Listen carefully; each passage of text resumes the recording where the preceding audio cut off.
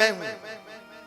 जब अहंकार आ जाए कि हमसे बड़ा कोई दानी नहीं है, मैं ही तो सब कुछ कर सकता हूं। हाँ, राजा मोरध्वज इतने बड़े दानी थे, लेकिन अर्जुन को अहंकार आ गया। अर्जुन को जब अहंकार आया तो अर्जुन आकर के भगवान श्री कृष्ण ठाकुर जी से कहते हैं, ठाकुर जी जानते हैं आप? बोले क्या? मेरा भाई जो है ना सबसे बड़ा दानी है। आज इतना युधिष्ठिर मेरा भाई दान किया कि कोई दान घर से ले ना जा सका ब्राह्मण। बोले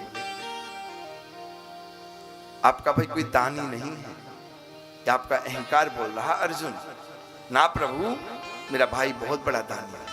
एक काम करते हैं, तुम भी ब्राह्मण का रूप धारण करो और मैं भी ब्राह्मण बनता हूं। धर्मराज को आदेश दिए तुम शेर बन जाओ। क्या बन जाओ? शेर।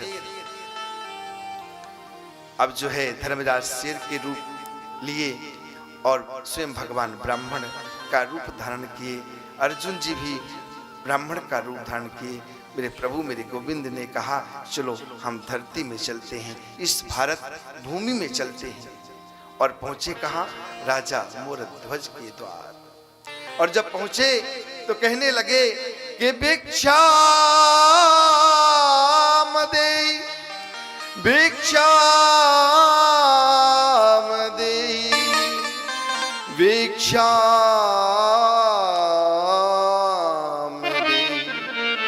दौड़ते दौड़ते राजा मोरध्वज पहुंचे। अरे मैं तो धन्य हो गया, आज मेरे द्वार पे ब्राह्मण देवता। और जैसे थाली लेकर के निकले, और जब थाली लेकर के निकले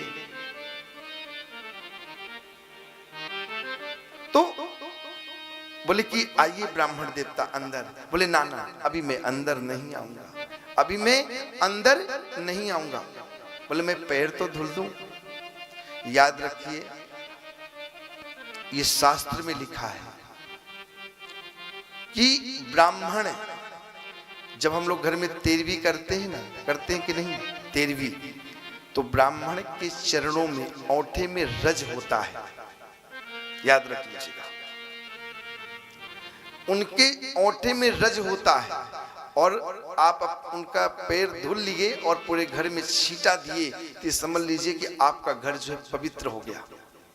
आप ब्राह्मणों का पैर नहीं धुल सकते हैं तो कम से कम जो माँ ने जन्म दिया, जो पिता आपको पाल पोस के बड़ा किया है, तो कम से कम चलो ब्राह्मण का सेवा ना कर सके तो कम से कम उस पिता का, माँ का औंठे में धुल सके तो ठीक है, नहीं धुल सकते हैं तो कम से कम हमारा सनातन धर्म क्या कहता है कि उनके चरणों को प्रणाम अवश्य करना चाहिए।